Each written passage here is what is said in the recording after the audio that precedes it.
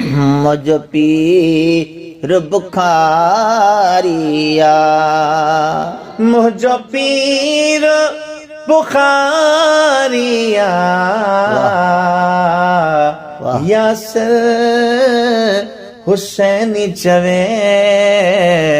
जह बेड़ी तारिया ओ यासिर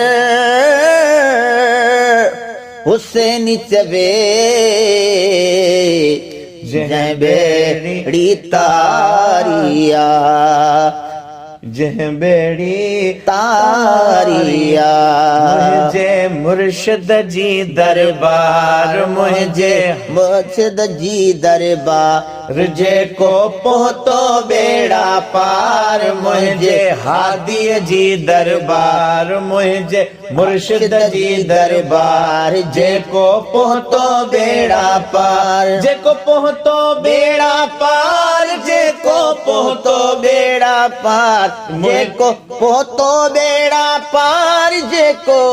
पोतो बेड़ा पार मुझे मुर्शिद जी दरबार मुझे हादी जी दरबार जे को पोतो बेड़ा पार भली पहुंचो हुजे या गैर दीदो मुर्शिद में जो खैर भली पहुंचो हुजे या गैर दीदो मुर्शिद में जो खैर दीदो मुर्शिद में जो खैर एड़ो रहबर आनंगदार एड़ो रहबर आनंगदार एड़ो रहबर आनंगदार जे को पोतो बेड़ा पार एड़ो रहबर आनंगदार जे को पोतो बेड़ा पार मुझे मुर्शिद जी दरबार मुझे हादी जी दरबार जे को पोतो बेड़ा पार जे जी हाका झंग झर में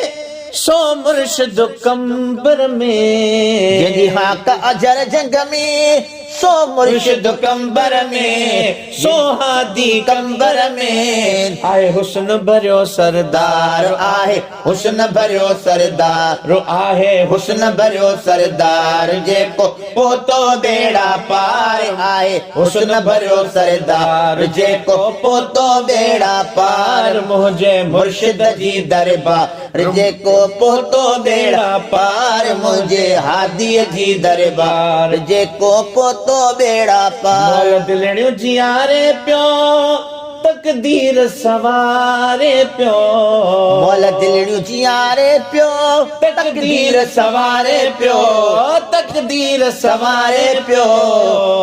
थियन चाकू अचे बीमार थियन चाकू अचे बीमार थियन चाकू अचे बीमार जेको पोतो बेड़ा पार थियन चाकू अचे बीमार जेको पोतो बेड़ा पार मुझे मुर्शिद जी दरबार जेको पोतो बेड़ा पार मुझे हादी जी दरबार जेको पोतो बेड़ा पार गाय गुण चाही कलाम तो कीरत आहे गुलाम गाय गुण शाही कलाम तो कीरत आहे गुलाम तो कीरत आहे गुलाम बेवस तारक ताबेदार बेवस तारक ताबेदार बेवस तारक ताबेदार जेको पोतो बेड़ा पार बेवस तारक ताबेदार जेको पोतो बेड़ा पार मुझे मुर्शिद जी दरबार जेको पोतो बेड़ा